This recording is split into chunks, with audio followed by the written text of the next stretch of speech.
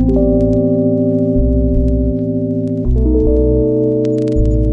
हम बात करेंगे सब्जेक्ट की। सब्जेक्ट कोई भी काम करने वाला सब्जेक्ट होता है। एग्जाम्पल के तौर पर I, you, we, they, he, she, it या कोई भी नेम। मैं पढ़ा रहा हूँ तो मैं यहाँ पर सब्जेक्ट।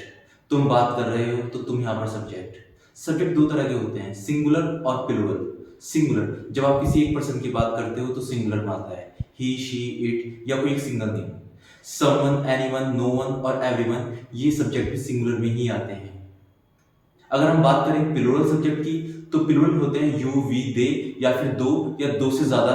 जब हम किसी नाम की बात करेंगे तो वो भी प्लूरल में ऐड होंगे। अब हम बात करेंगे वर्ब की।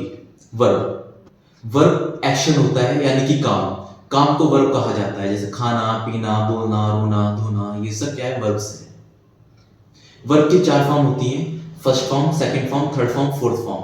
फर्स्ट फॉर्म का नाम होता है present simple, second form past simple, third form past participle and fourth form present participle. There are many types of verbs. Verb के बहुत टाइप होते हैं, जैसे कि अभी बताया हमने, एक मेन वर्ब होती है, ऐसे ही दूसरी वर्ब होती है आपकी हेल्पिंग वर्ब, जिसको आप ऑक्सिलरी वर्ब भी बोलते हैं। Example do, did, will, is, am, are, was, were etcetera. ये टेंस और सेंटेंस बताने का काम करती है। एग्जाम्पल के तौर पर मैं बात नहीं करता हूं, सो आई डू नॉट टॉक, तो डू यहां पर बता रहा है कि प्रेजेंट सिंपल का सेंटेंस है, तो डू यहां पर हेल्पिंग वर्ब हो गई। एक वर्ब होती है आपकी मॉडल वर्ब। मॉडल वर्ब जिन वर्ब में थर्ड और फोर्थ फॉर्म ना लगे उसको मॉडल वर्ब कहा जाता है, और ये वर्ब भी हेल्पिंग वर्ब की तरह ही यूज की जाती है, जैसे can, could, shall, should, will, would, may, might, these all are modal verbs. Example मैं जीत सकता हूं, आई कैन विन, तो यहां पर कैन मॉडल वर्ब है।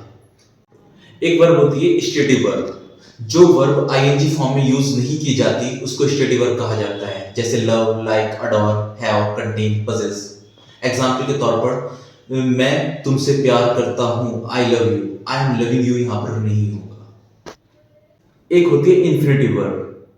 जब हम दो वर्ब को टू से जोड़ते हैं उसको इन्फिनेटिव वर्ब कहा जाता है, जैसे एग्जाम्पल के तौर पर I want to speak, I like to speak English, I love to go there.